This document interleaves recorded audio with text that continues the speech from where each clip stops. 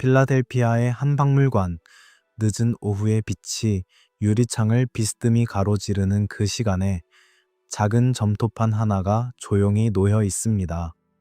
손바닥보다 작은 그 물건은 유리 케이스 안에서 희미한 조명을 받으며 마치 오래된 잠에서 깨어나지 못한 것처럼 고요하게 숨을 죽이고 있습니다. 표면에는 작은 쐐기 모양의 자국들이 빼곡히 새겨져 있고 그 자국들은 빛의 각도에 따라 살아 움직이는 것처럼 보입니다. 그림자가 홈을 따라 흐르고 다시 사라지고 다시 나타납니다. 마치 누군가가 아직도 그 안에 있는 것처럼. 그 점토판을 새긴 손은 지금으로부터 약 4,000년 전에 존재했습니다. 이름도 남기지 않은 서기관, 아마도 긴 갈대 펜을 손에 쥐고 새벽빛 아래 앉아 있었을 누군가. 그는 기억하고 있었던 것을 적었습니다. 아니, 어쩌면 자신도 완전히 이해하지 못한 채로 누군가에게 전해 들은 이야기를 조심스럽게 점토 위에 눌러 새겼을 것입니다. 홍수가 있기 전에 도시들이 이미 존재했다고. 왕권이 하늘에서 내려오기 전에 사람들은 이미 그 도시들에 살고 있었다고. 이 문장은 짧습니다.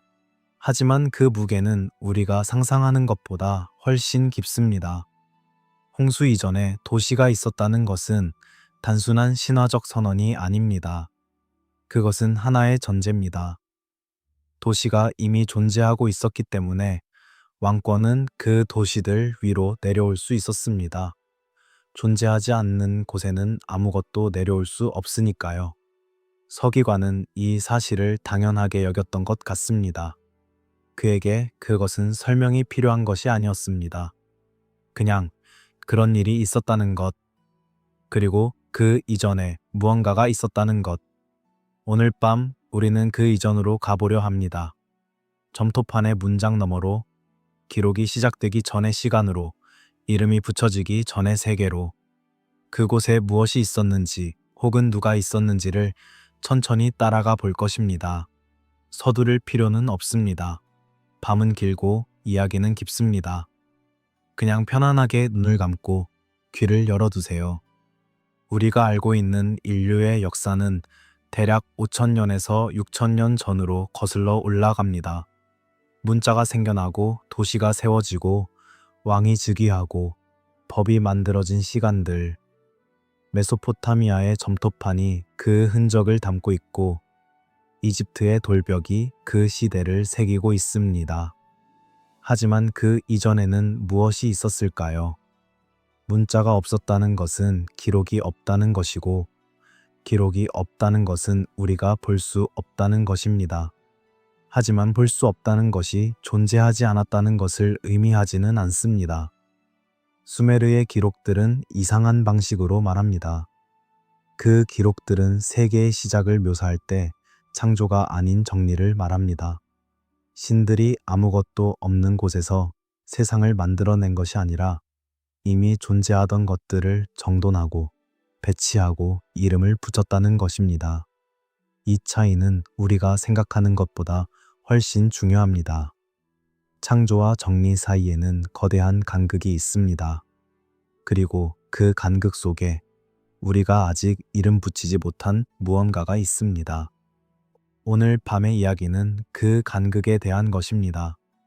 아눈나키가 도착하기 전, 혹은 왕권이 하늘에서 내려오기 전, 이 지구 위에서 30만 년 동안 이어졌다고 암시되는 어떤 존재와 어떤 세계에 대한 이야기입니다. 우리는 그것이 신화인지, 기억인지, 아니면 우리가 아직 해독하지 못한 역사인지 단정 짓지 않을 것입니다. 다만 그 이야기 속으로 조심스럽게 걸어 들어가 보려 합니다. 필라델피아의 유리 케이스 안, 그 점토판은 여전히 조용합니다. 하지만 귀를 기울이면 아주 희미하게 무언가가 들립니다. 4,000년 전 서기관의 갈대펜이 점토를 긁는 소리인지 아니면 그보다 훨씬 더 오래된 무언가의 숨소리인지 그것은 알 수 없습니다. 하지만 그 소리는 분명히 거기 있습니다. 당신이 듣고자 한다면 그 질문으로부터 이 밤의 이야기가 시작됩니다. 그렇다면 누가 도시를 만들었을까요? 그리고 그들은 어디로 갔을까요? 천천히, 아주 천천히 우리는 그 답을 향해 걸어갈 것입니다. 서두르지 않아도 됩니다. 밤이 우리와 함께하고 있으니까요. 인류가 처음 무언가를 기록하기로 결심했을 때 그것은 시 한 편이 아니었습니다. 철학적인 선언도 아니었고 신을 향한 기도도 아니었습니다. 그것은 숫자였습니다. 정확하게는 거래의 기록, 누가 누구에게 얼마의 보리를 주었다는 것, 몇 마리의 양이 이동했다는 것, 어느 창고에 얼마가 남아있다는 것. 최초의 문자는 회계였습니다. 이것은 우리에게 무언가를 말해줍니다. 인간이 기억을 보존하려 했을 때 가장 먼저 지키고 싶었던 것은 이야기가 아니라 숫자였다는 것. 물질의 흐름, 자원의 이동, 교환의 기록. 그것이 먼저였습니다. 신은 나중에 왔습니다. 아마도 숫자를 다루는 사람들이 어느 날 밤 갈대 펜을 내려놓으며 다른 무언가를 적고 싶어졌을 때 문학이 태어났을 것입니다. 지금으로부터 약 5,500년 전 메소포타미아 남쪽의 한 도시 우르크에서 쐐기 문자가 탄생했습니다. 처음에는 그림에 가까운 기호였습니다. 소의 머리 모양, 물고기의 형태, 보리 이삭의 윤곽. 그것들이 점점 단순해지고 추상화되고 결국에는 점토 위에 갈대를 눌러 만든 쐐기 모양의 조합이 되었습니다. 그 쐐기들이 모여 단어가 되고 단어들이 모여 문장이 되었습니다. 그리고 수백 년이 지나면서 그 문장들은 단순한 거래 기록을 넘어서기 시작했습니다. 법률이 적혔습니다. 신들에게 드리는 제사의 목록이 적혔습니다. 의학 처방이 적혔습니다. 그리고 이야기가 적혔습니다.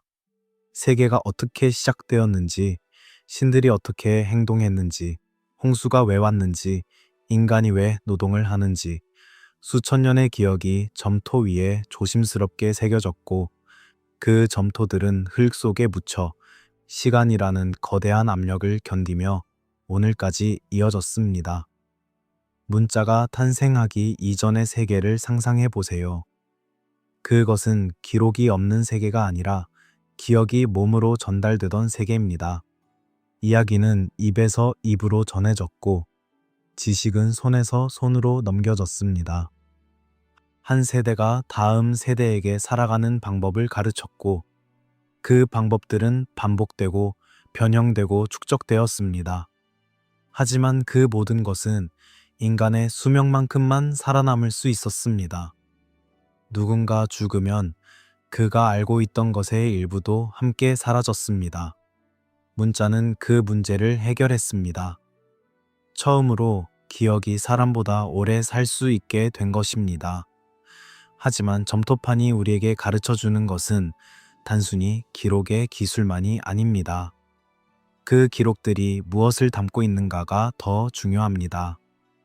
그리고 수메르의 점토판들이 담고 있는 것들은 놀랍도록 일관된 하나의 전제를 가지고 있습니다.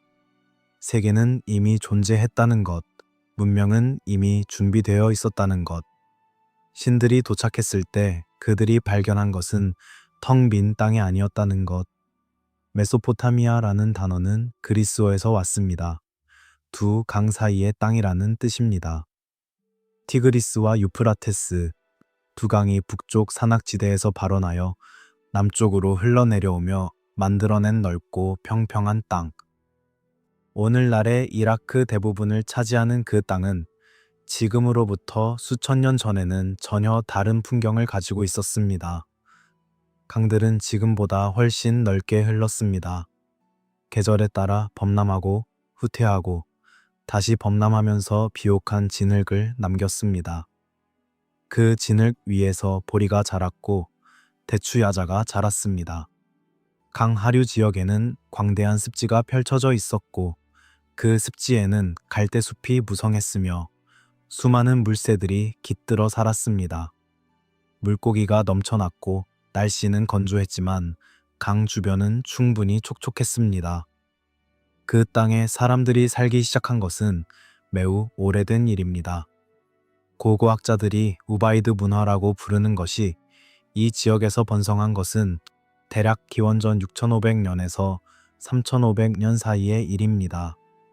그 사람들은 작은 마을을 이루고 살았으며 농사를 짓고 도자기를 만들고 소규모 교역을 했습니다.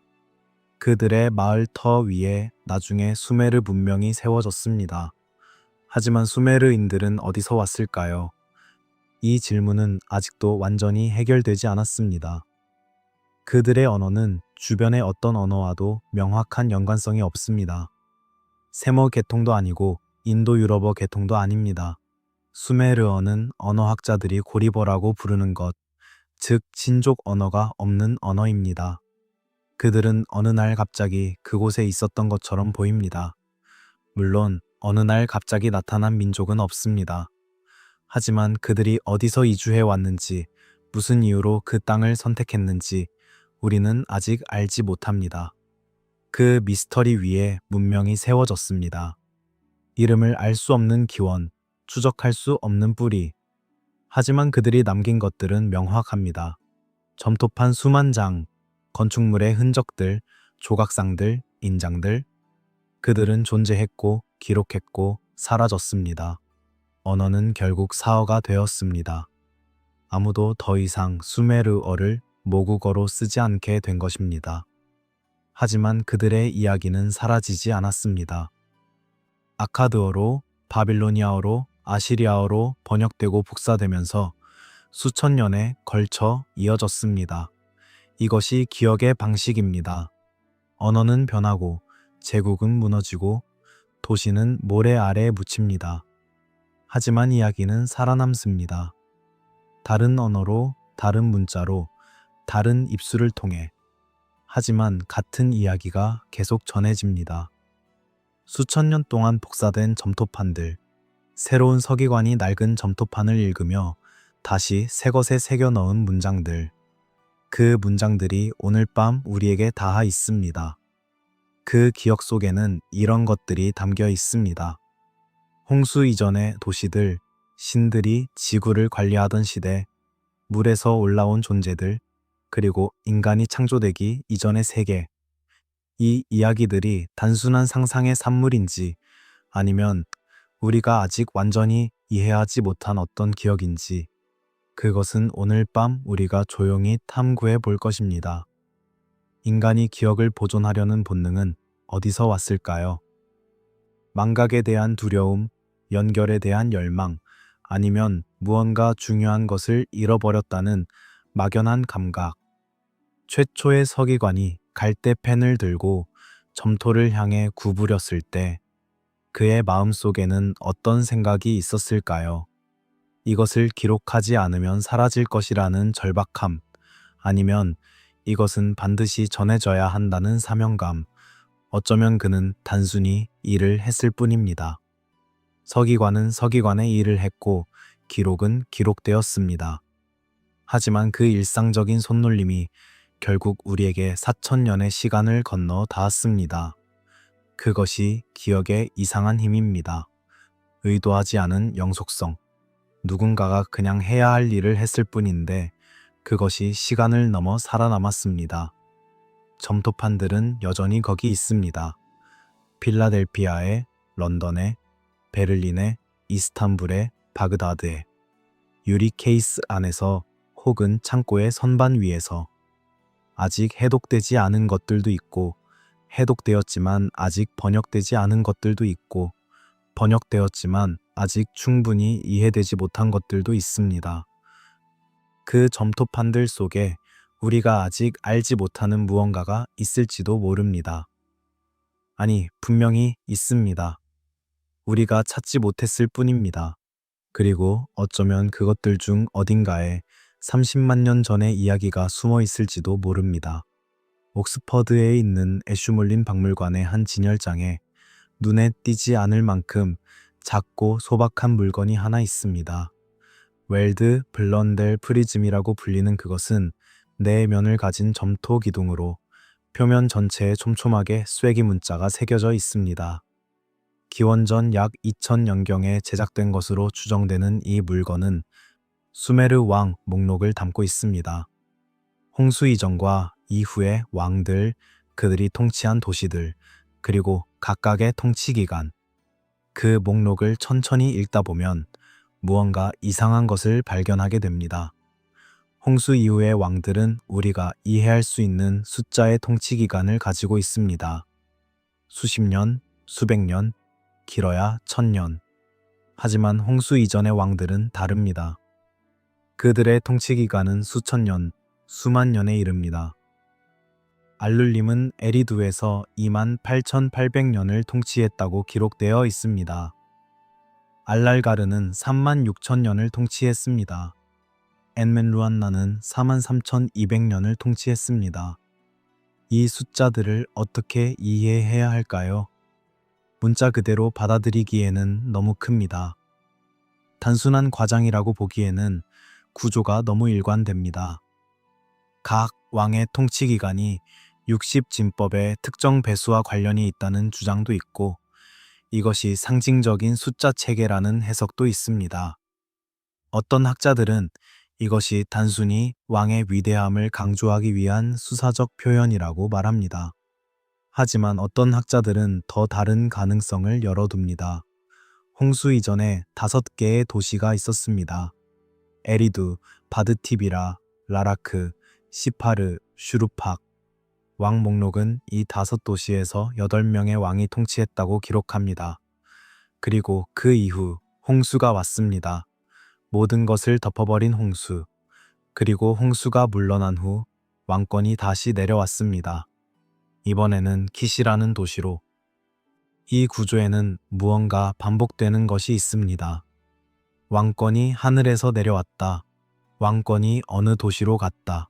왕권이 다시 다른 도시로 옮겨갔다. 마치 왕권은 그 자체로 하나의 독립적인 존재인 것처럼 도시와 도시 사이를 이동하는 무언가인 것처럼 표현됩니다. 왕이 왕권을 갖는 것이 아니라 왕권이 왕을 선택하는 것처럼. 그리고 그 왕권의 최초 출처는 언제나 하늘입니다. 하늘에서 내려왔다는 표현을 어떻게 이해해야 할까요? 신적인 정당성을 부여하기 위한 상징적 언어라는 것이 가장 흔한 해석입니다. 왕은 신에 의해 선택되었다. 왕의 권위는 인간적인 것이 아닌 신적인 것으로부터 온다. 따라서 왕에게 복종하는 것은 신에게 복종하는 것이다.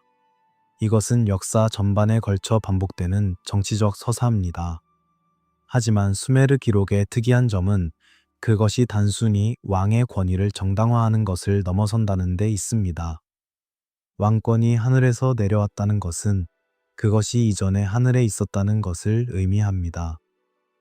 그리고 홍수 이후에 다시 내려왔다는 것은 홍수 동안에는 그것이 다시 하늘로 돌아가 있었다는 것을 의미합니다. 왕권은 지구와 하늘 사이를 오가는 무언가입니다. 그것은 단순한 정치적 정당성의 언어가 아닌 것처럼 들립니다.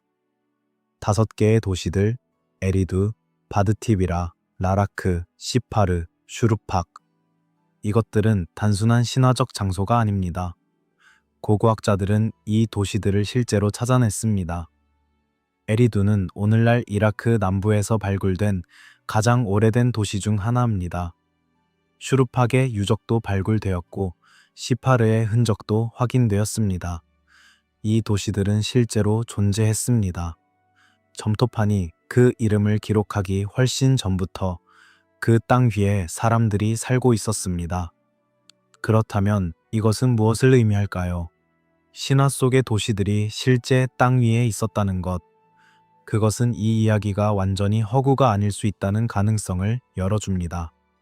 물론 도시가 실제로 존재했다는 것이 왕들이 수만 년을 통치했다라는 것을 증명하지는 않습니다. 하지만 적어도 이 이야기들이 완전히 지어낸 것이 아니라 실제 장소들에 대한 기억을 담고 있다는 것을 보여줍니다. 기억은 이상한 방식으로 작동합니다. 정확한 숫자는 변형되고 과장됩니다. 하지만 장소의 이름, 사건의 순서, 특정 세부 사항들은 놀라울 정도로 정확하게 전달될 수 있습니다. 어쩌면 홍수 이전에 5도시는 실제로 존재했고, 어쩌면 그 도시들을 통치한 존재들이 있었으며, 어쩌면 그 통치 기간은 우리가 이해하는 방식과는 다른 방식으로 측정되었을지도 모릅니다. 신들이 도시를 만든 것이 아니라 맡겼다는 표현, 이것도 중요합니다. 수메르 기록에서 신들은 창조자라기보다는 관리자로 묘사됩니다. 그들은 각 도시의 수호자입니다. 에리두는 엔키의 도시, 우르크는 이난나의 도시, 니프르는 엔릴의 도시. 신들은 각자의 영역을 담당했고 그 도시들을 돌보았습니다. 하지만 그 도시들이 신들이 도착하기 전에 이미 존재했다는 암시가 있습니다. 홍수 이후 왕권이 다시 내려왔을 때 그것은 완전히 새로운 시작이 아니었습니다. 복원이었습니다. 이전에 있었던 것이 다시 돌아온 것. 이 개념은 매우 흥미롭습니다. 홍수가 모든 것을 끝낸 것이 아니라 단지 일시 정지시켰다는 것, 그리고 정지된 것이 다시 재개되었다는 것. 우리가 역사를 배울 때 우리는 선형적인 발전을 상상하는 경향이 있습니다. 원시에서 문명으로, 무지에서 지식으로, 단순함에서 복잡함으로. 하지만 수메르 기록이 암시하는 것은 다릅니다. 어떤 것들은 이미 존재했고, 파괴되었고, 다시 복원되었다는 것. 역사는 단순히 앞으로 나아가는 것이 아니라 때로는 잃어버린 것을 되찾는 과정이라는 것. 왕 목록의 숫자들, 그 방대하고 이해하기 어려운 통치 기간들. 어쩌면 그것은 단순히 한 왕의 개인적인 생애가 아니라 하나의 왕조가 혹은 하나의 문명 시스템이 지속된 기간을 의미하는 것일지도 모릅니다. 혹은 지구의 특정 주기, 천문학적 계산, 우리가 아직 이해하지 못하는 어떤 시간 측정 방식을 반영하는 것일지도 모릅니다.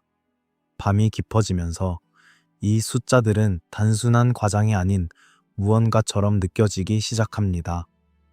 그것들은 무언가를 기록하려는 시도였습니다. 무엇을 기록하려 했는지 우리는 아직 완전히 알지 못합니다. 하지만 그 서기관은 이 숫자들이 중요하다고 생각했습니다.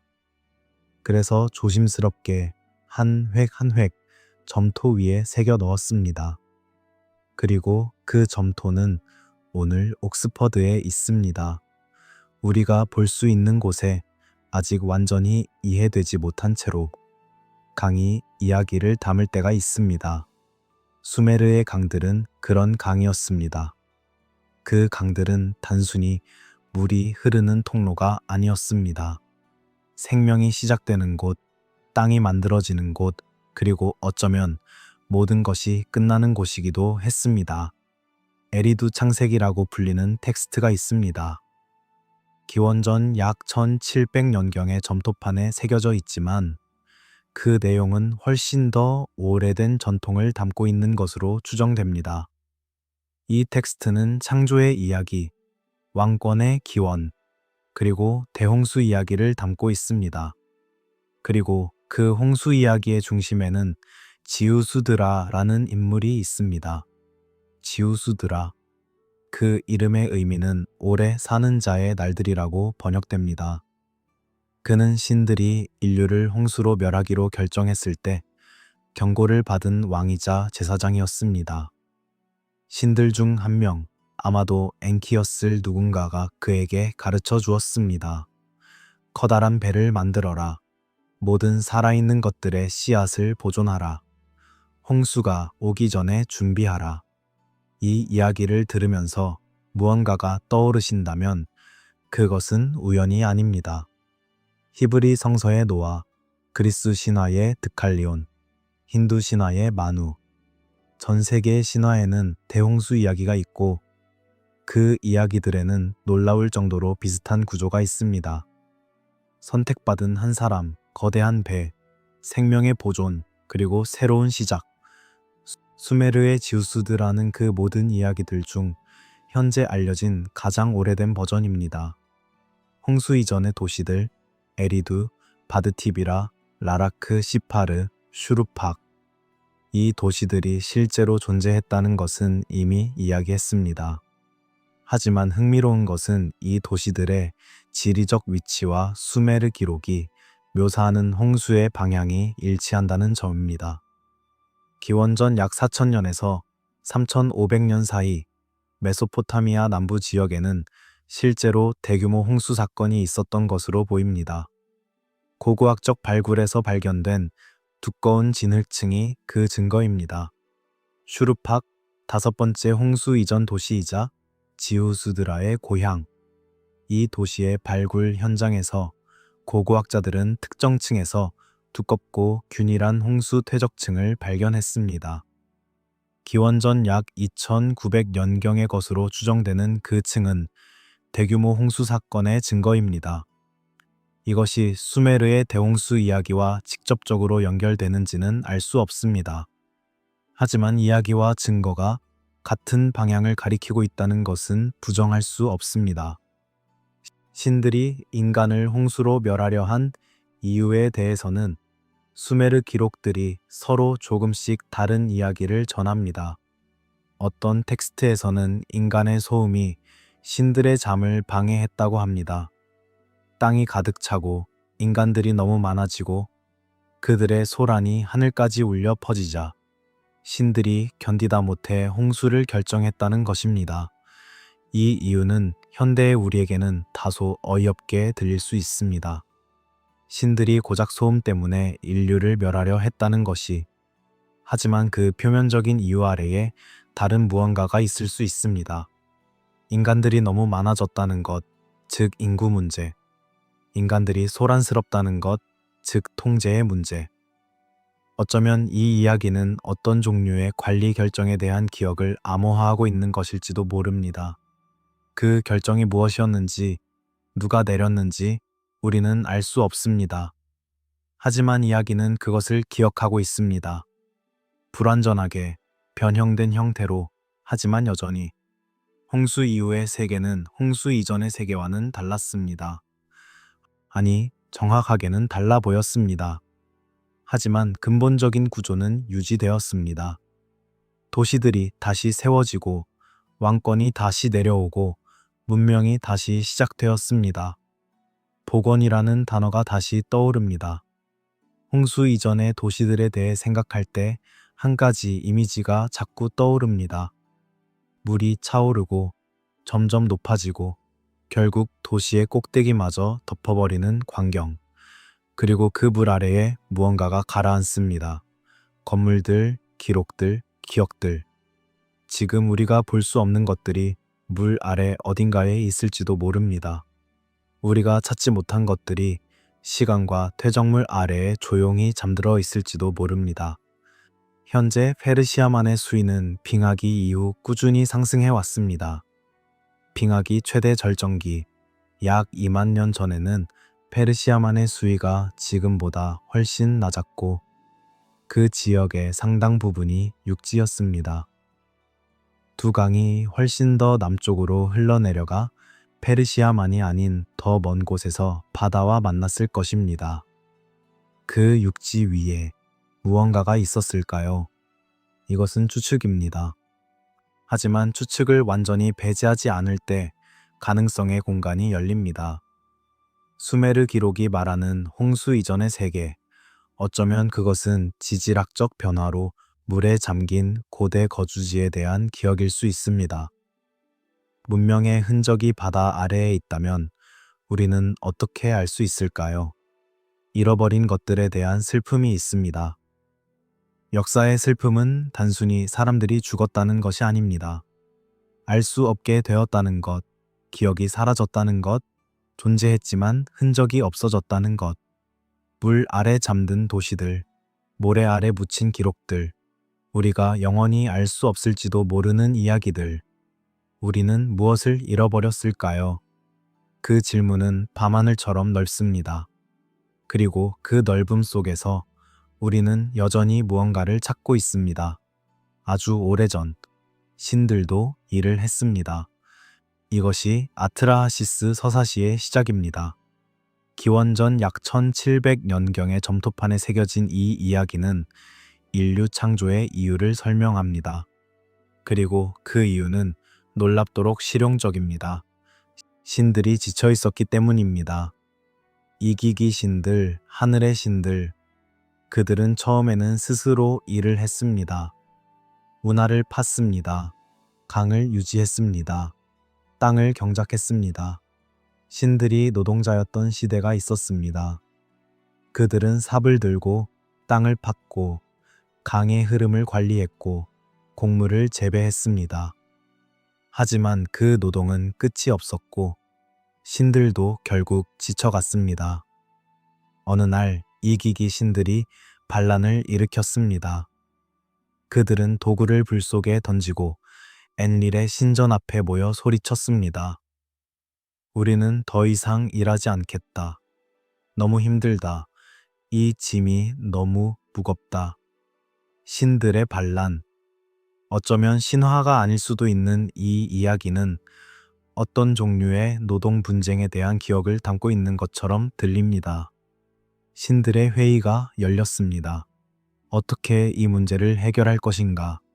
그리고 해결책이 나왔습니다. 인간을 만들자. 인간이 신들의 노동을 대신하게 하자. 인간은 신들의 짐을 지기 위해 창조되었다. 이것이 아트라하시스 서사시가 말하는 인간 창조의 이유입니다. 이 이야기를 철학적으로 받아들이면 인간의 본질적인 조건에 대한 깊은 통찰이 있습니다. 우리는 왜 일하는가? 우리는 왜 힘든가? 아트라하시스는 말합니다. 그것이 우리의 존재의 이유였기 때문이라고. 우리는 일하기 위해 만들어졌다고. 이 결론이 위로가 되는지 절망이 되는지는 듣는 이에 따라 다를 것입니다. 하지만 이 이야기에서 더 흥미로운 것은 신들이 무엇을 하고 있었는가 하는 점입니다. 운하를 팠다고 했습니다. 강을 유지했다고 했습니다. 이것은 무엇을 의미할까요? 메소포타미아의 문명은 관계 농업에 기반을 두고 있었습니다. 강의 물을 땅으로 끌어오는 수로와 운하 시스템이 없었다면 그 건조한 땅에서 대규모 농업은 불가능했습니다. 운하를 파고 강을 관리하는 것, 그것은 문명을 유지하는 핵심 작업이었습니다. 신들이 그 작업을 하고 있었다는 것은 신들이 도착하기 전에 이미 그 작업이 필요한 세계가 존재했다는 것을 의미합니다. 이미 경작할 땅이 있었고, 이미 물을 끌어와야 할 필요가 있었고, 이미 유지해야 할 시스템이 있었습니다. 신들은 그 시스템을 처음 만든 것이 아니었을 수 있습니다. 그들은 이미 존재하던 것을 이어받아 운영했을 수 있습니다. 유지와 관리. 이 두 단어가 수메르 기록 전반에 걸쳐 반복됩니다. 창조가 아닌 유지, 발명이 아닌 관리, 처음이 아닌 이어받음. 세계는 이미 작동하고 있었고 누군가가 그것을 유지해야 했습니다. 처음에는 신들이 그 일을 했고 나중에는 인간들이 그 일을 맡았습니다. 인간이 창조된 후 아트라하시스 서사시는 계속됩니다. 인간들은 신들의 노동을 대신하기 시작했습니다. 그들은 운하를 팠고 강의 물을 관리했으며 신전에 제물을 바쳤습니다. 신들은 쉬었습니다. 처음에는 이 균형이 잘 유지되었습니다. 하지만 인간들의 수가 늘어나기 시작했습니다. 그리고 그 소란이 다시 신들의 잠을 방해했습니다. 우리가 이미 들은 이야기, 홍수의 원인. 여기서 홍수 이전의 이야기와 연결됩니다. 세계의 역사는 하나의 순환처럼 보입니다. 신들이 일했다, 인간이 창조되었다, 인간이 너무 많아졌다, 홍수가 왔다, 그리고 다시 시작되었다. 이 순환 속에서 한 가지 일관된 것이 있습니다. 세계는 이미 거기에 있었다는 것. 강들은 이미 흘렀고, 땅은 이미 존재했고, 시스템은 이미 작동하고 있었습니다. 신들이 도착하기 전에, 인간이 만들어지기 전에 이미 무언가가 있었습니다. 그것이 무엇이었을까요? 아트라하시스는 그것을 직접적으로 말하지 않습니다. 하지만 이야기의 구조 속에 그 존재가 암시되어 있습니다. 세계가 이미 작동하고 있었다면 그것을 처음 만든 누군가 혹은 무언가가 있었을 것입니다. 그리고 그것은 우리가 신이라고 부르는 존재들이 아니었을 수 있습니다. 노동과 문명의 관계는 오늘날에도 우리에게 익숙합니다. 문명은 노동으로 만들어지고 노동은 문명을 유지합니다. 이 순환은 수천 년 전에도 같았습니다. 아트라하시스 서사시의 신들은 어쩌면 어떤 실제적인 존재들, 즉 지구를 조직하고 관리한 고도로 발달한 존재들에 대한 기억을 신화적 언어로 표현한 것일 수 있습니다. 그리고 인간은 그 이후에 등장했습니다. 더 큰 시스템의 일부로서 이미 만들어진 세계 속에서 자신의 역할을 맡은 존재로서 반복되는 작업, 이어지는 구조, 세계는 이미 작동 중이었습니다. 인간은 그 속에 들어왔습니다. 우리가 그것을 어떻게 해석하든 그 구조는 오늘날에도 여전히 우리와 함께 있습니다. 바빌로니아의 사제 베로수스는 기원전 약 300년경에 살았습니다. 그는 그리스어로 메소포타미아의 역사와 신화를 기록했고 그 기록의 일부가 후대 저자들의 인용을 통해 오늘날까지 전해집니다. 그 기록 속에 오안네스라는 존재에 대한 놀라운 묘사가 있습니다. 오안네스는 물에서 나왔다고 합니다. 몸은 물고기였지만 그 머리 아래에 다른 머리가 있었고 발 아래에 인간의 발이 있었습니다. 물고기와 인간의 형태가 결합된 존재. 그는 낮에는 인간들 사이에 있으면서 가르쳤고 밤에는 다시 바다로 돌아갔습니다. 그는 먹지 않았습니다. 음식을 먹는 것이 그에게는 맞지 않았습니다. 그가 가르친 것들은 목록으로 전해집니다. 글쓰기, 수학, 건축, 농업, 법률, 도시건설, 그리고 다른 모든 지식들. 베로수스에 따르면 오안네스 이후로 인간은 새로운 지식을 발명하지 않았다고 합니다. 오안네스가 가르쳐준 것들이 모든 것이었기 때문에 이 존재, 오안네스는 수메르 전통에서 아프칼루라고 불리는 존재들과 연결됩니다. 아프칼루 혹은 물고기 현자들. 그들은 7명이었다고 전해집니다.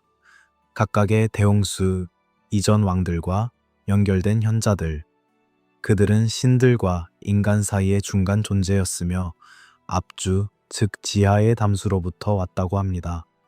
이 존재들에 대한 묘사는 수메르의 봉인 인장과 조각품들에서도 발견됩니다. 물고기 가죽이나 망토를 걸친 인물들 혹은 상반신은 인간이고 하반신은 물고기의 형태인 존재들.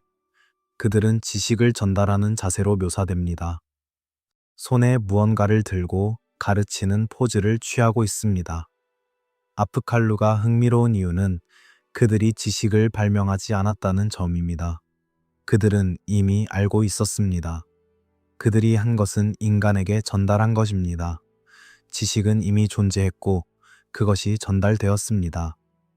이 구조는 우리가 이미 여러 번 본 패턴입니다. 창조가 아닌 전달, 발명이 아닌 상속. 그렇다면 그 지식은 어디서 왔을까요? 아프칼루는 압주에서 왔다고 합니다. 압주는 수메르 우주론에서 지하의 담수 혹은 태초의 물의 공간을 의미합니다. 엔키의 영역, 지혜와 마법과 지식의 신. 그 물속 어딘가에 지식의 원천이 있다는 것입니다. 물은 수메르 문명에서 매우 특별한 의미를 가집니다. 단순한 자연 요소가 아니라 존재의 근원, 지식의 저장소, 그리고 변화와 이동의 매개체. 물에서 온 존재들이 지식을 가지고 있었다는 것은 물과 지식이 연결된다는 인식을 반영합니다.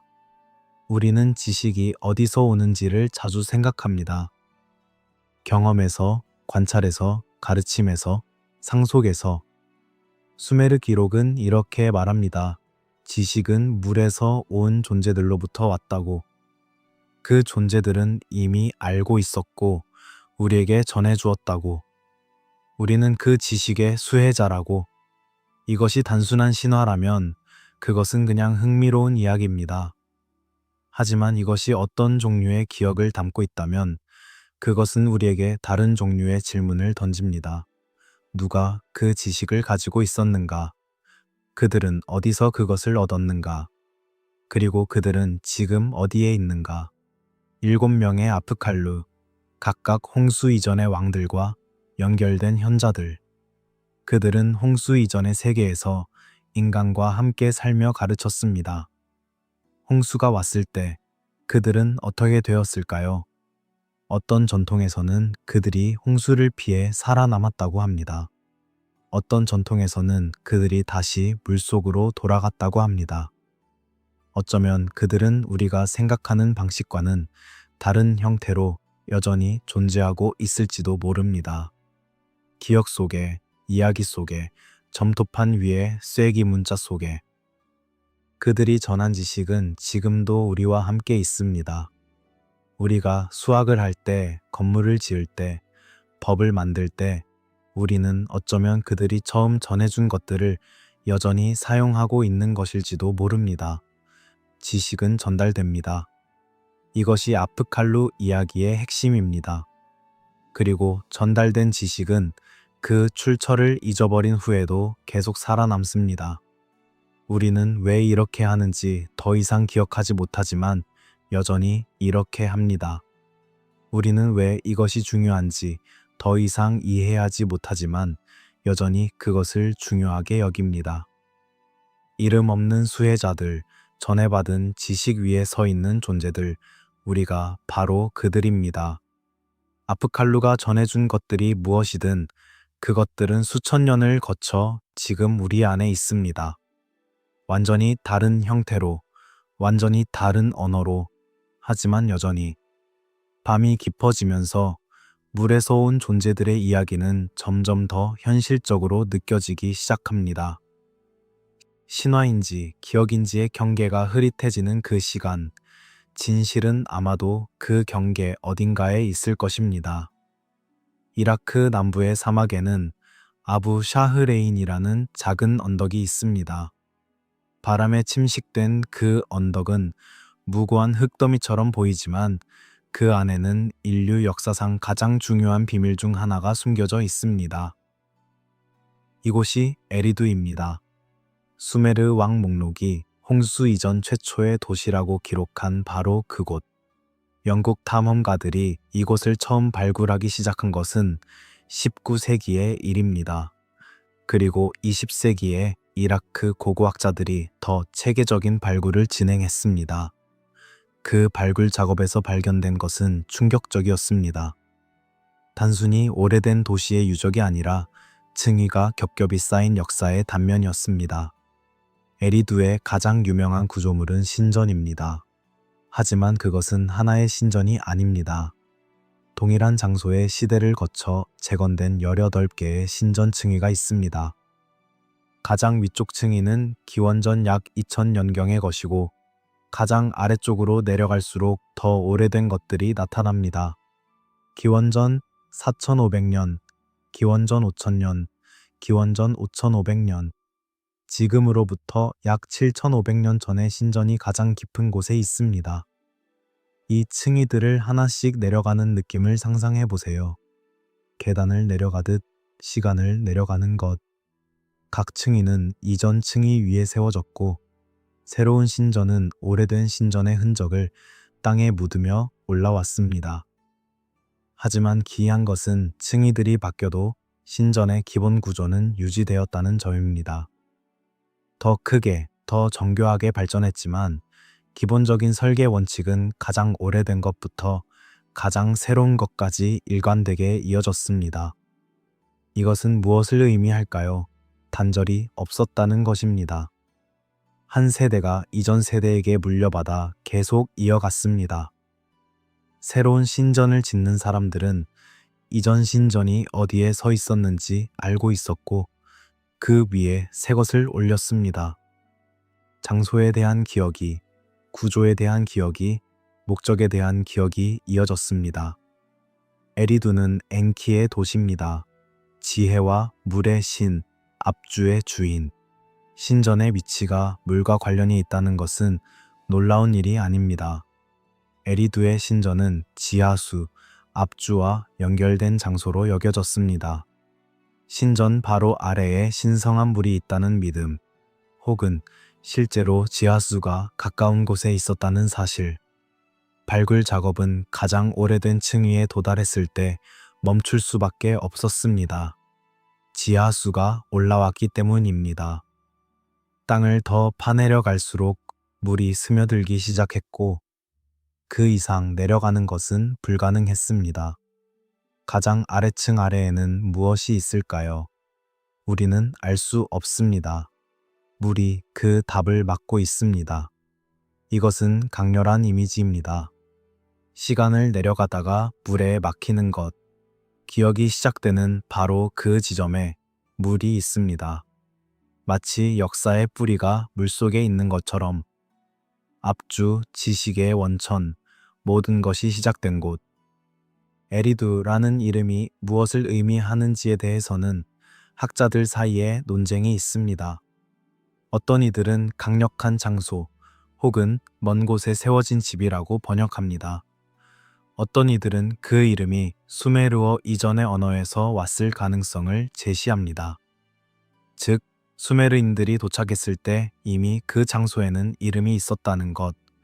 이미 이름이 있었다는 것은 이미 그것을 이름 붙인 사람들이 있었다는 것입니다. 수메르인들 이전에 그 장소를 알고 있었던 누군가. 그들은 누구였을까요? 우바이드 사람들, 그보다 더 이전의 사람들, 혹은 우리가 이름을 알지 못하는 어떤 존재들. 에리두의 신전이 7,500년 전의 것이라면 그것은 기록된 역사의 시작보다 2,500년 이상 앞선 것입니다. 문자가 없었던 시대에도 이 장소에서 예배가 행해졌고 건물이 세워졌으며 세대를 이어 관리되었습니다. 기록은 없었지만 기억은 있었습니다. 구조 속에 담긴 기억, 장소 속에 담긴 기억, 반복되는 행위 속에 담긴 기억. 시작점은 우리가 본 것보다 더 아래에 있습니다.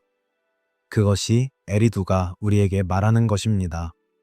우리가 볼 수 있는 가장 오래된 것은 이미 시작이 아닙니다. 그보다 더 이전에 무언가가 있었습니다. 물이 막고 있는 그 아래에. 장소가 기억을 담고 있다는 생각. 이것은 많은 문화의 공통된 직관입니다. 어떤 장소에 가면 무언가를 느낀다는 것, 그 장소에 역사가 스며들어 있다는 감각. 에리두는 그런 장소입니다. 7,500년 이상의 시간이 그 땅에 쌓여 있습니다. 수천 명의 사람들이 그 신전을 짓고 허물고 다시 지었습니다. 수천 번의 기도가 그 땅에 울렸습니다. 오늘날 에리두는 이라크 남부 사막의 작은 언덕입니다. 관광객도 없고 순례자도 없습니다. 바람만이 그 언덕을 가로질러 불어갑니다. 하지만 그 아래에 층이들이 잠들어 있습니다. 그리고 그 가장 아래에 물이 있습니다. 인류 최초의 도시라고 불리는 곳, 그 심장부에 물이 있습니다. 모든 것이 거기서 시작되었고 모든 것이 거기서 막힙니다. 엔키와 이난나의 이야기가 있습니다. 엔키는 에리두의 신, 앞주의 주인, 지혜와 마법과 물의 지배자입니다. 이난나는 우르크의 신, 하늘과 땅의 여왕, 사랑과 전쟁의 신입니다. 이 두 신의 이야기는 수메르 문명 전반에 걸쳐 반복되는 주제를 담고 있습니다. 어느 날 이난나가 에리두를 방문했습니다. 그녀는 엔키의 집을 찾아갔고 엔키는 그녀를 위해 잔치를 열었습니다. 술이 흘렀고 음식이 풍성했으며 분위기는 즐거웠습니다. 그리고 엔키는 아마도 술에 취해서 이난나에게 무언가를 주었습니다. 미라고 불리는 것들이었습니다. 이 단어는 번역하기가 쉽지 않습니다. 문명의 요소들, 문화의 속성들, 혹은 문명의 설계도라고 표현할 수 있습니다. 엔키가 이난나에게 준 미의 목록은 점토판에 기록되어 있고 그 목록은 놀랄 만큼 포괄적입니다. 왕권이 있었습니다. 신성한 왕권, 하강하는 왕권, 영원한 왕권, 제사장직이 있었습니다. 신들의 자리들, 영웅정신, 힘, 사악함, 정의, 예술들이 있었습니다. 음악, 가수의 기술, 노래, 공예들이 있었습니다. 목공, 금속공, 가죽 공예, 지식들이 있었습니다.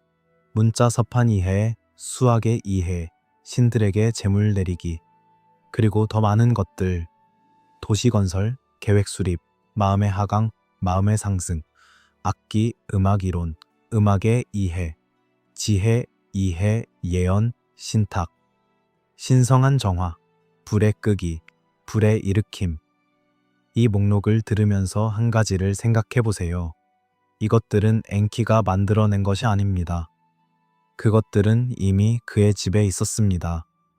그는 보관하고 있었습니다. 그리고 이난나에게 건넨 것입니다. 창조가 아닌 보관, 발명이 아닌 전달. 이 패턴이 또 다시 나타납니다. 문명의 모든 요소들, 왕권부터 음악까지, 건축부터 법률까지, 그것들은 어딘가에 이미 존재하고 있었습니다. 엔키의 집에, 압주의 깊은 곳에, 물 아래 어딘가에. 미는 설계도라는 개념으로 해석될 수 있습니다. 문명을 이루는 모든 요소들의 청사진, 왕권이 어떻게 작동하는지, 제사장직이 어떤 역할을 하는지, 음악이 어떻게 만들어지는지, 건축이 어떤 원칙을 따르는지, 이 모든 것들이 이미 정의되어 있었고 그것들을 아는 자가 있었습니다. 인간은 그 설계도를 받아 실행했습니다. 미를 받은 이난나가 그것들을 우루크로 가져갔을 때 우루크에는 문명이 꽃피었습니다. 왕권이 생겨났고 신전이 세워졌고 음악이 연주되고 법이 만들어졌습니다. 설계도를 받은 도시, 그 도시가 문명의 중심이 되었습니다. 하지만 설계도는 어디서 왔을까요? 엔키도 그것들을 만들지 않았습니다. 그는 보관자였습니다. 그렇다면 그 설계도들의 원래 제작자는 누구일까요? 수메르 기록들은 이 질문에 대한 답을 직접적으로 주지 않습니다. 하지만 그 질문 자체가 중요합니다. 문명은 발명이 아닌 상속이라는 관점. 이것이 수메르 기록들이 일관되게 암시하는 것입니다. 처음부터 만든 것이 아니라 이미 있던 것을 받은 것. 인간이 스스로 문명을 만들어낸 것이 아니라 어떤 존재들로부터 그 요소들을 전달받은 것. 이 관점이 불편하게 느껴진다면 그것은 우리가 진보라는 개념에 익숙하기 때문입니다. 인간은 원시에서 시작해서 점점 발전했다는 생각. 하지만 수메르 기록들은 다른 이야기를 합니다. 우리는 이미 준비된 세계 속에 놓여졌고 이미 만들어진 도구들을 받았다는 것. 어쩌면 두 이야기가 모두 사실일 수 있습니다. 문명의 씨앗은 전달받았지만 그것을 키우고 발전시킨 것은 인간 자신이었다는 것. 설계도를 받았지만 그것을 실제로 건물로 만든 것은 인간의 노동이었다는 것. 누가 이 설계도를 만들었는가? 이 질문은 밤하늘의 별처럼 우리 위에 떠 있습니다. 밝지만 닿을 수 없는, 분명히 거기 있지만 완전히 이해할 수 없는, 어쩌면 그것이 질문의 올바른 상태일지도 모릅니다.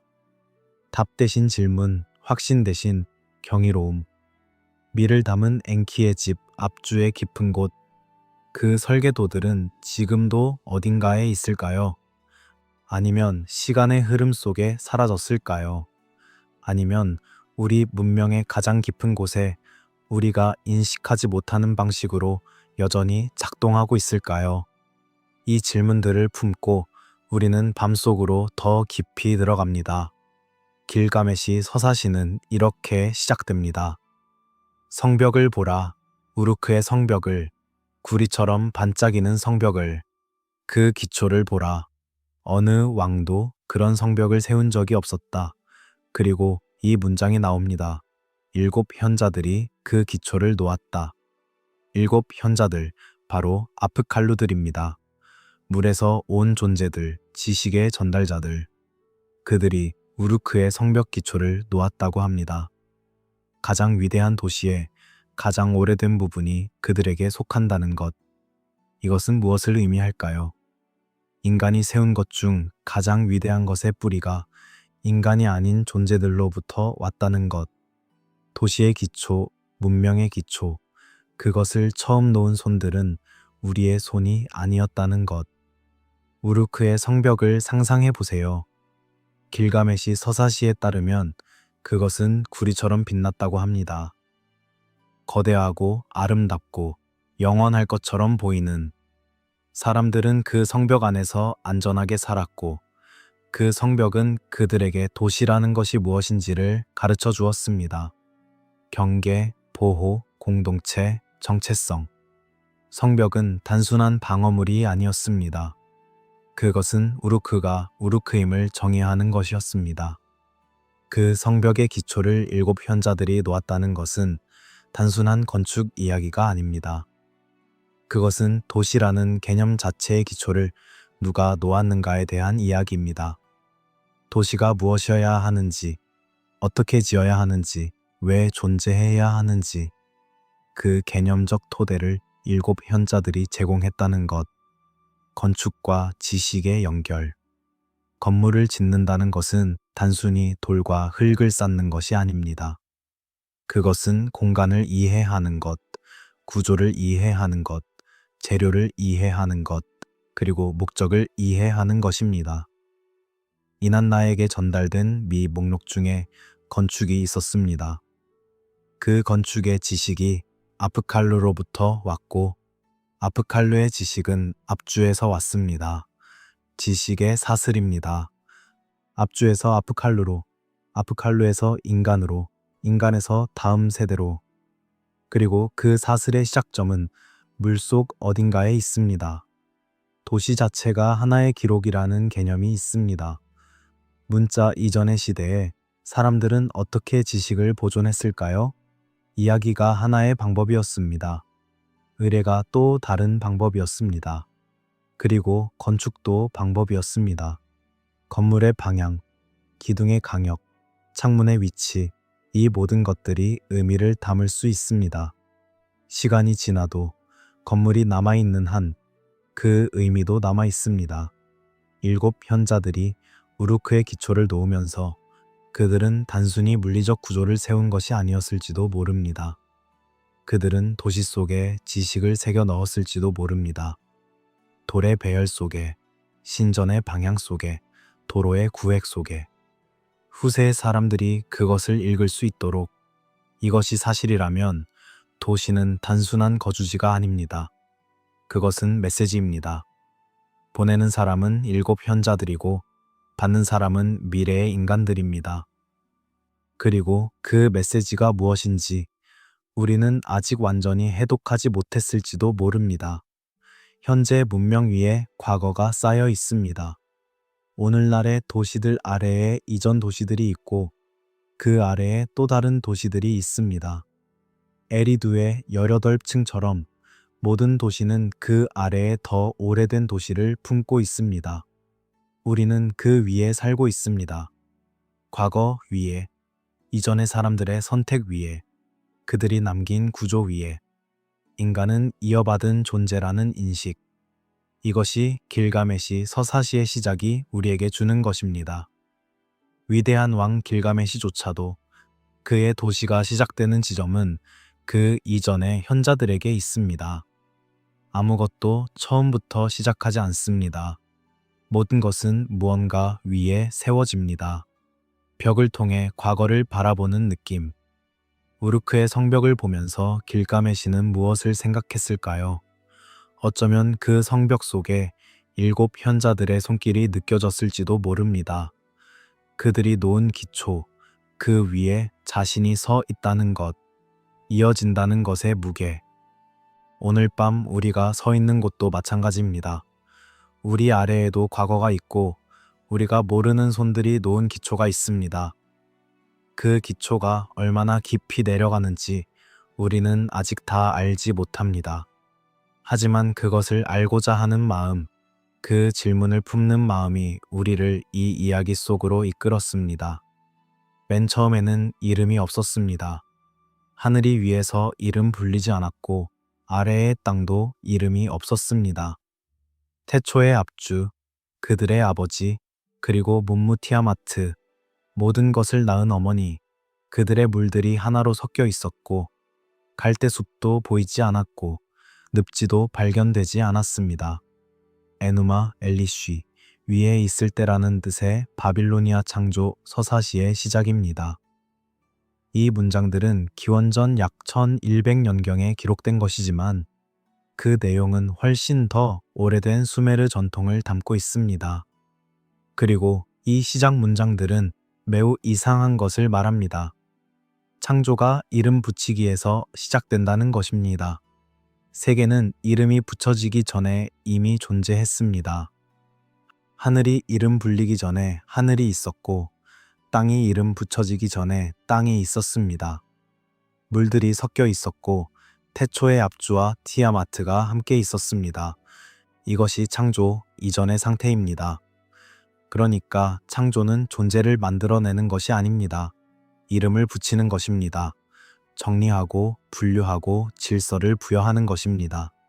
신들이 한 것은 없던 것을 만든 것이 아니라 있던 것들에 이름을 붙이고 그것들을 각자의 자리에 배치한 것입니다. 이 개념은 수메르와 바빌로니아 우주론 전반에 걸쳐 반복됩니다. 세계는 이미 거기 있었습니다. 신들이 한 것은 그것을 조직한 것입니다. 창조가 아닌 정리, 발명이 아닌 배치, 처음이 아닌 이어받음. 그렇다면 이름 붙여지기 전에 세계에는 무엇이 있었을까요? 물이 있었습니다. 압주와 티아마트, 담수와 바닷물이 하나로 섞인 태초의 상태. 이것이 모든 것의 원천입니다. 그 물에서 어떤 과정을 통해 신들이 등장했습니다. 그리고 신들이 등장하면서 세계가 나뉘기 시작했습니다. 하늘과 땅, 물과 묻, 빛과 어둠. 각 텍스트가 가진 한계선이 있습니다. 어디까지 이야기하고 어디서 멈추는지. 에리두 창세기는 홍수 이전의 도시들을 이야기하지만 그 도시들이 어떻게 처음 생겨났는지에 대해서는 말하지 않습니다. 아트라하시스 서사시는 인간 창조를 이야기하지만 신들 이전의 세계에 대해서는 말하지 않습니다. 에누마 엘리쉬는 태초의 물에서 시작하지만 그 물이 어디서 왔는지는 묻지 않습니다. 모든 이야기는 어느 지점에서 멈춥니다. 그 너머에는 침묵이 있습니다. 서기관도 알지 못했던 것들, 혹은 알면서도 적지 않았던 것들, 혹은 적을 수 없었던 것들. 우리가 오늘 밤 탐구한 이야기들에는 세 가지 해석이 가능합니다. 첫째, 이것들은 완전한 신화입니다. 인간의 상상력이 만들어낸 이야기들, 자연 현상을 설명하고 사회 질서를 정당화하고 삶의 의미를 부여하기 위한 이야기들. 이 해석은 충분히 타당하고 많은 학자들이 지지합니다. 둘째, 이것들은 역사적 사건들의 신화화입니다. 실제로 있었던 홍수, 실제로 존재했던 도시들, 실제로 있었던 이주와 전쟁과 발명들이 시간이 지나면서 신화적 언어로 표현된 것입니다. 이 해석도 타당하고 고고학적 증거들이 그 가능성을 지지합니다. 셋째, 이것들은 우리가 아직 완전히 이해하지 못하는 어떤 사실을 담고 있습니다. 30만 년의 역사, 우리가 모르는 존재들, 잃어버린 기억들. 이 해석은 증거가 부족하고 검증이 어렵습니다. 하지만 그렇다고 완전히 배제할 수도 없습니다. 우리가 모른다는 것과 그것이 없다는 것은 다르기 때문입니다. 어떤 것도 완전히 부정되지 않는 상태. 이것이 현재 우리가 서 있는 자리입니다. 신화인지 역사인지 상상인지 기억인지 우리는 확실히 알 수 없습니다. 하지만 그 불확실성 속에서도 우리는 계속 질문을 던집니다. 왜냐하면 질문을 멈추는 것이 이해를 포기하는 것이기 때문입니다. 고고학적 한계가 있습니다. 물 아래 묻힌 층들, 모래 아래 잠든 도시들, 아직 발굴되지 않은 유적들. 에리두의 지하수가 막아선 그 아래, 페르시아만의 바닷물 아래 가라앉은 고대 거주지들, 이라크 남부의 습지 아래 숨어있는 문명의 흔적들, 우리는 아직 볼 수 없습니다. 하지만 기술은 발전하고 있습니다. 수중 고고학, 원격 탐사, 인공위성 이미지, 라이다 기술, 모래 아래, 물 아래, 밀림 속에서 우리는 점점 더 많은 것들을 발견하고 있습니다. 과거에 알 수 없었던 것들이 이제 조금씩 모습을 드러내고 있습니다. 미래의 발굴이 우리에게 무엇을 보여줄지 우리는 아직 모릅니다. 어쩌면 수메르 기록이 말하는 것들 중 일부가 실제 역사와 연결된다는 증거가 나올지도 모릅니다. 어쩌면 우리가 상상하지도 못한 완전히 새로운 문명의 흔적이 발견될지도 모릅니다. 어쩌면 아무것도 발견되지 않을지도 모릅니다. 하지만 그 가능성을 열어두는 것, 그것이 지식의 방식입니다. 확신하지 않고, 가능성을 닫지 않고 계속 찾는 것. 오늘 밤의 이야기가 시작된 곳으로 돌아갑니다. 필라델피아의 박물관, 유리 뒤에 점토판, 그것을 새긴 서기관, 4000년 전 갈대 펜을 든 손. 그 손은 무엇을 생각했을까요? 자신이 적는 것들이 이 긴 시간을 건너 누군가에게 닿을 것이라고 생각했을까요? 아마도 아니었을 것입니다. 그는 그냥 자신의 일을 했습니다. 들은 것을 적었고, 기억한 것을 새겼으며, 이해하지 못한 것도 그냥 적었습니다. 그리고 그 점토는 굳었고, 묻혔고, 오늘 유리 케이스 안에 있습니다. 홍수 이전에 도시들이 있었다. 왕권이 하늘에서 내려왔다. 7 현자들이 성벽의 기초를 놓았다. 물에서 온 존재들이 지식을 가르쳤다. 문명의 설계도가 이미 존재했다. 세계는 이름 붙여지기 전부터 있었다. 이 문장들은 수천 년 동안 복사되었습니다. 수메르어에서 아카드어로, 아카드어에서 다른 언어들로, 점토에서 양피지로, 양피지에서 종이로, 종이에서 디지털 화면으로. 형태는 바뀌었지만 이야기는 이어졌습니다. 오늘 밤 당신이 듣고 있는 이 이야기도 그 긴 사슬의 한 고리입니다. 그 질문은 아직도 남아 있습니다. 홍수 이전의 도시들을 누가 만들었는가? 왕권이 내려오기 전에 그것을 보냈던 것은 누구인가? 7 현자들은 어디서 왔는가? 앞주의 지식은 어디서 시작되었는가? 이름 붙여지기 이전의 세계에는 무엇이 있었는가? 이 질문들은 4000년 전 서기관의 질문이기도 했고, 어쩌면 그보다 훨씬 이전의 누군가의 질문이기도 했습니다. 그리고 오늘 밤 그것은 우리의 질문이 되었습니다. 답이 없는 질문도 가치가 있습니다. 왜냐하면 그것이 우리를 계속 찾아가게 하기 때문입니다. 에리두의 땅을 파괴하고 점토판을 해독하게 하고 이 밤처럼 조용히 귀를 기울이게 하기 때문입니다. 30만 년, 그것은 상상하기 어려운 시간입니다. 오늘 우리가 알고 있는 문명의 역사는 고작 5000년에서 6000년입니다.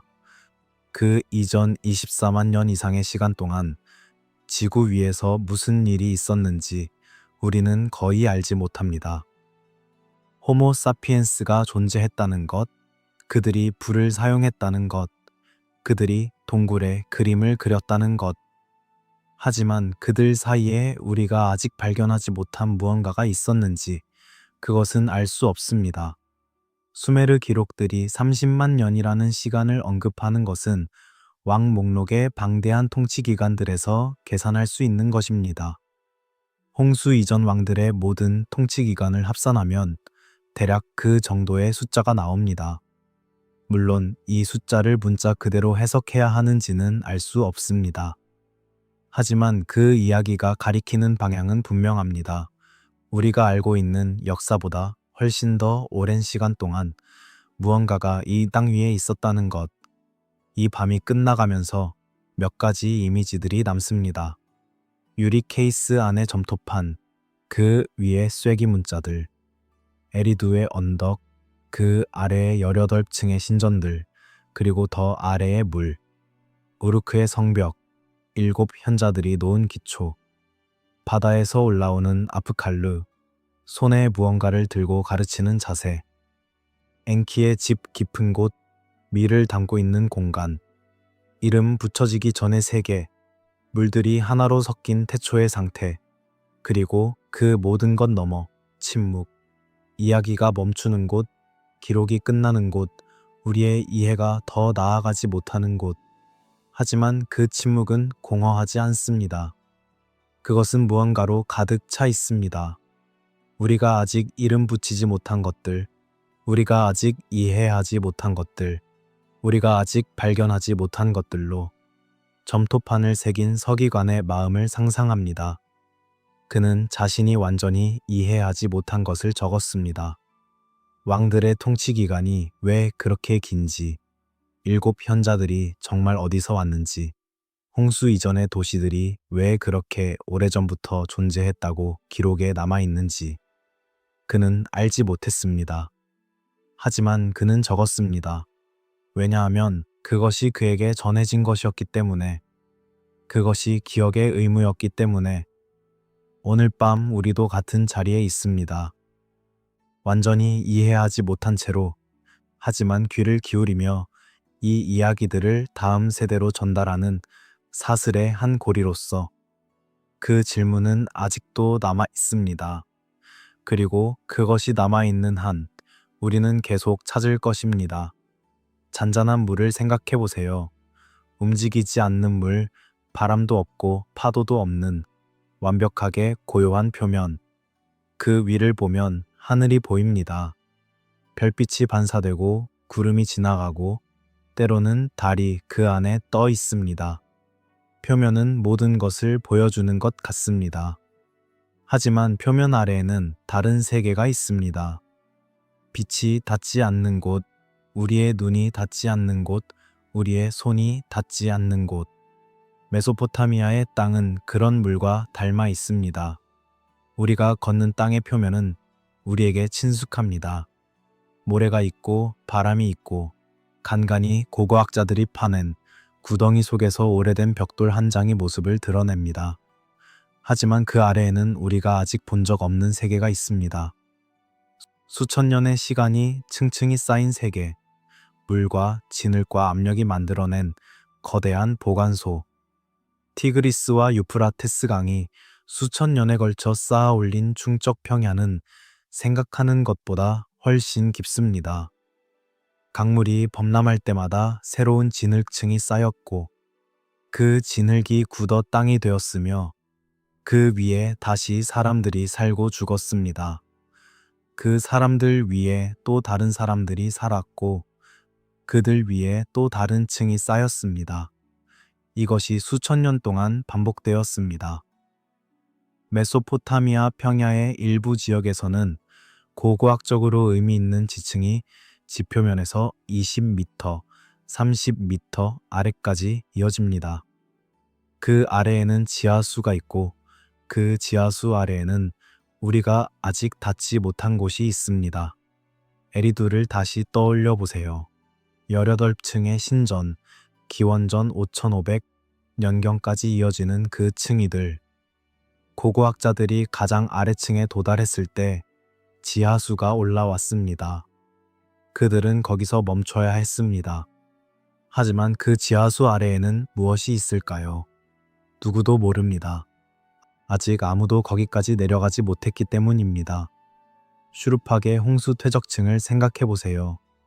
기원전 약 2900년경에 두꺼운 진흙층, 그 층이 이야기하는 대홍수. 하지만 그 층 아래에는 또 다른 층들이 있습니다.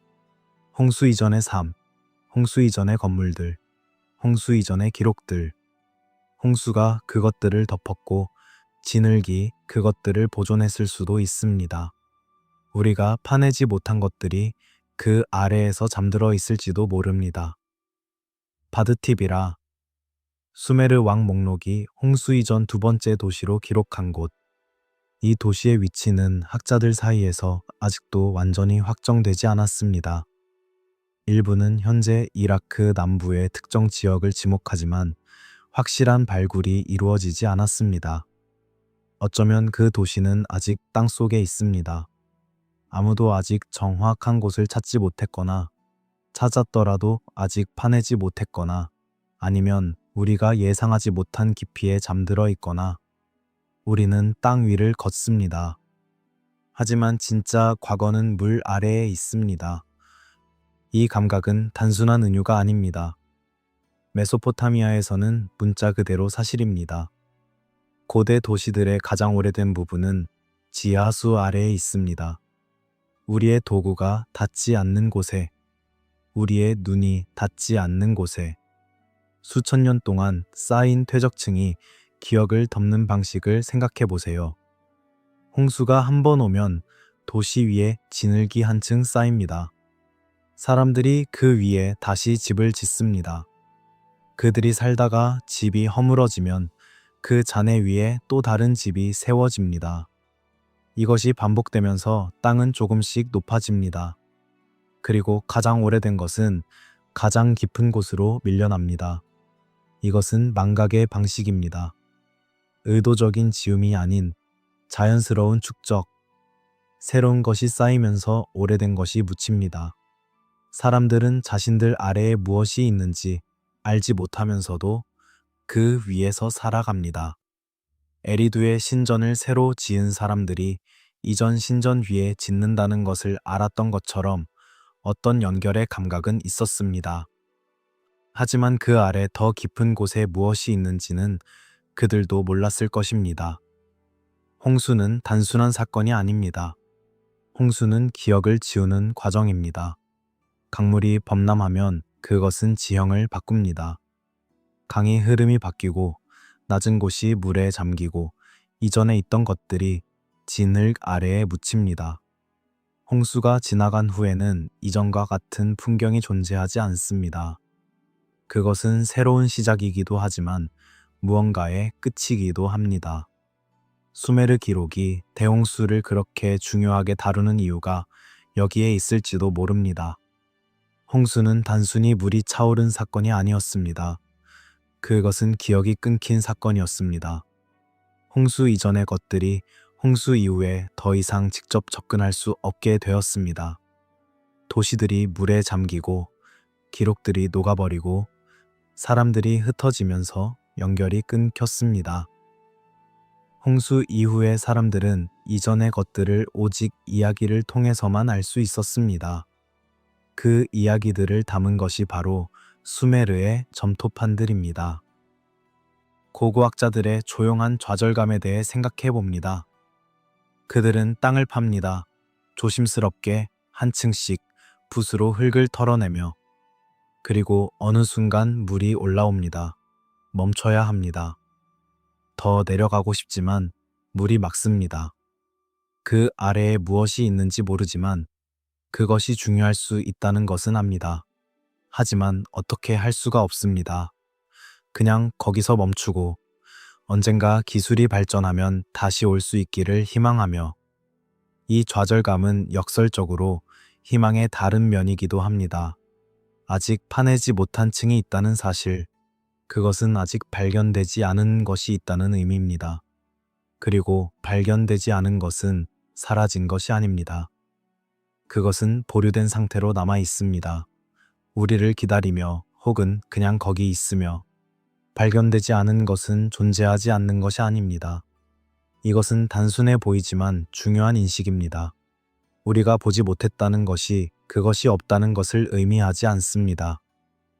우리가 알지 못한다는 것이 그것이 일어나지 않았다는 것을 의미하지 않습니다. 역사에는 우리가 아직 알지 못하는 장들이 있습니다. 물 아래에 잠긴 장들, 모래 아래에 묻힌 장들, 우리가 아직 찾지 못한 장들. 미래의 기술에 대한 희미한 가능성이 있습니다. 수중 고고학은 이미 놀라운 것들을 발견해 왔습니다.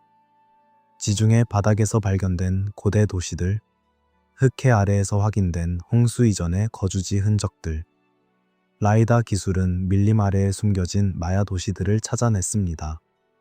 지하 투과 레이더는 땅을 파지 않고도 그 아래에 무엇이 있는지 엿볼 수 있게 해줍니다. 어쩌면 수십 년 후에는 에리두의 지하수 아래를 들여다볼 수 있는 기술이 등장할지도 모릅니다. 어쩌면 페르시아만 바닥의 고대 거주지를 탐사할 수 있는 방법이 생길지도 모릅니다. 그때 우리는 무엇을 발견할까요?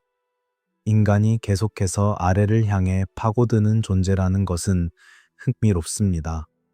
더 깊이, 더 오래된 것을 향해. 지식에 대한 갈망인지, 뿌리에 대한 그리움인지, 아니면 단순히 파는 것이 인간의 본능인지, 우리는 표면에 만족하지 못합니다. 항상 그 아래에 무언가가 있을 것이라고 느낍니다. 그리고 종종 그 감각은 맞습니다. 파고 들어가면 실제로 무언가가 있습니다. 우리가 예상하지 못했던 것들, 우리가 알지 못했던 것들, 역사를 다시 쓰게 만드는 것들, 우리가 찾고 있는 것은 어쩌면 물질이 아닐지도 모릅니다. 우리가 찾고 있는 것은 연결된 이야기입니다. 점토판과 유적지와 퇴적층이 모여서 말해주는 우리가 어디서 왔는가에 대한 이야기. 인간이 왜 도시를 짓기 시작했는지, 왜 기록을 남기려 했는지, 왜 신들에게 재물을 바쳤는지. 그 이야기의 시작을 우리는 아직 완전히 찾지 못했습니다.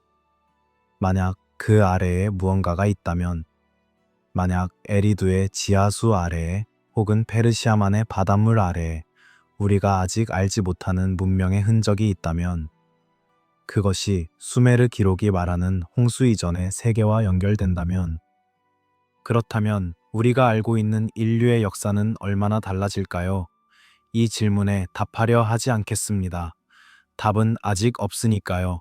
하지만 질문 자체는 의미가 있습니다. 왜냐하면 그것이 우리를 계속 찾아가게 하기 때문입니다. 물 아래에 잠든 시간, 그것은 사라진 것이 아닙니다. 다만 보류되어 있습니다. 우리가 준비될 때까지, 우리의 기술이 닿을 수 있을 때까지, 우리가 올바른 질문을 던질 수 있을 때까지, 잔잔한 수면 아래 깊은 곳에서 무언가가 기다리고 있습니다. 조용하게 서두르지 않고 우리가 준비될 때를 기다리며 다시 처음으로 돌아갑니다. 필라델피아의 박물관, 유리 케이스 안의 점토판, 그리고 그것을 새긴 손. 이 밤이 시작된 곳입니다. 그리고 이 밤이 끝나기 전에 한 번 더 그 손으로 돌아가고 싶습니다.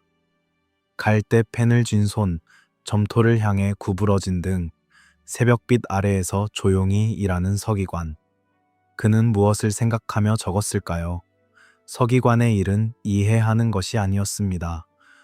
보존하는 것이었습니다. 그에게 전해진 것을 정확하게 다음 세대로 넘기는 것.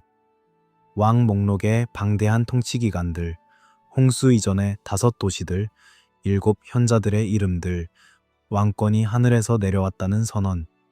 이것들이 무엇을 의미하는지 그가 완전히 이해했는지는 알 수 없습니다. 하지만 그는 적었습니다. 이해하지 못해도 보존한다는 태도. 그것이 서기관의 태도였고, 어쩌면 그것이 가장 정직한 태도였을지도 모릅니다. 이해하지 못해도 보존한다. 이 태도 속에는 겸손함이 있습니다. 내가 이것을 완전히 알지 못하더라도 그것이 중요할 수 있다는 믿음. 미래의 누군가가 이것을 더 잘 이해할 수도 있다는 신뢰.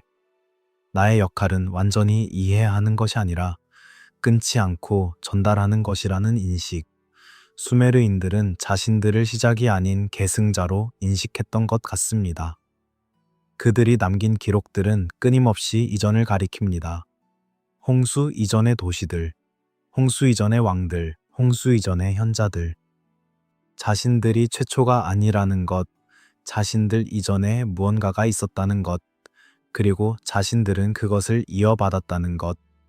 이 인식은 그들이 남긴 기록들 전반에 스며들어 있습니다. 문명이 반복적으로 무너지고 다시 세워지는 패턴은 수메르 기록에서도 이후의 역사에서도 반복됩니다. 아카드 제국이 무너졌습니다. 우르의 제3왕조가 무너졌습니다. 바빌로니아가 무너지고 아시리아가 무너지고 페르시아가 무너졌습니다. 그리고 그때마다 새로운 문명이 이전 것에 위에 세워졌습니다.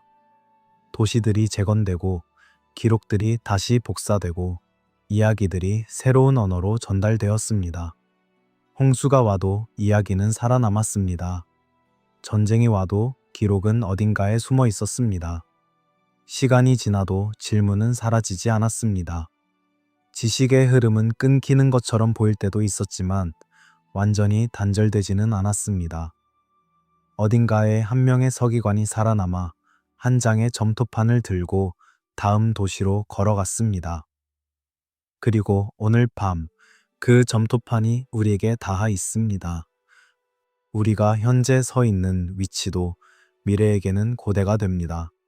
5,000년 후에 누군가가 우리 시대의 기록을 발굴한다면 그들은 우리를 어떻게 볼까요? 우리가 남긴 것들 속에서 어떤 패턴을 발견할까요?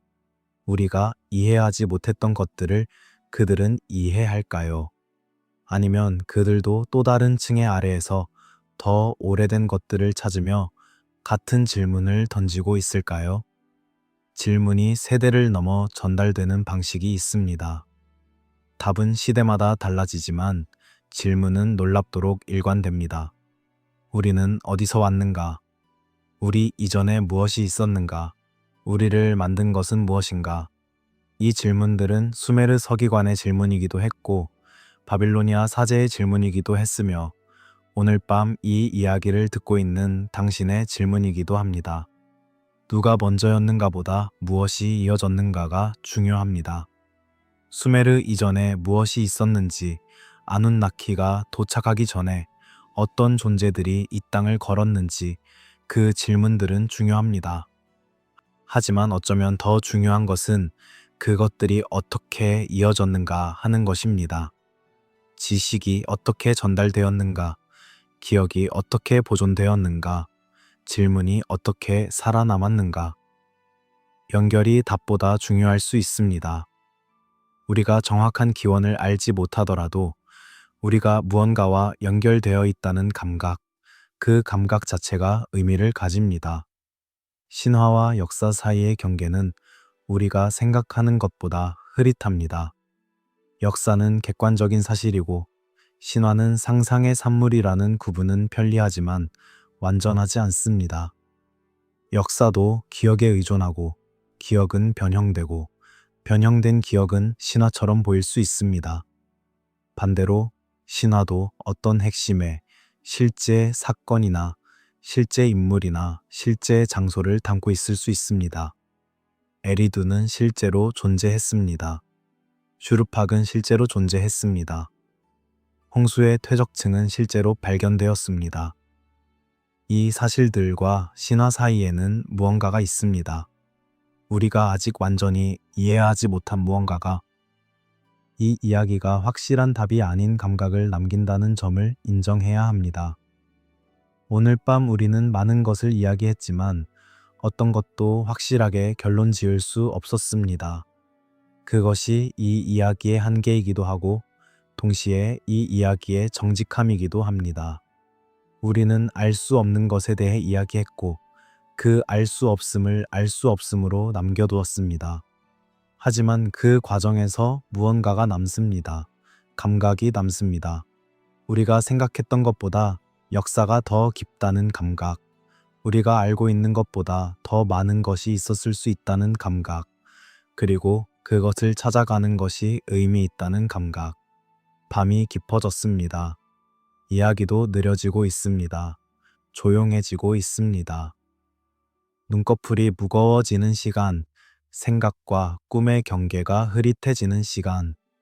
이 시간에 몇 가지 이미지들을 남겨드리겠습니다.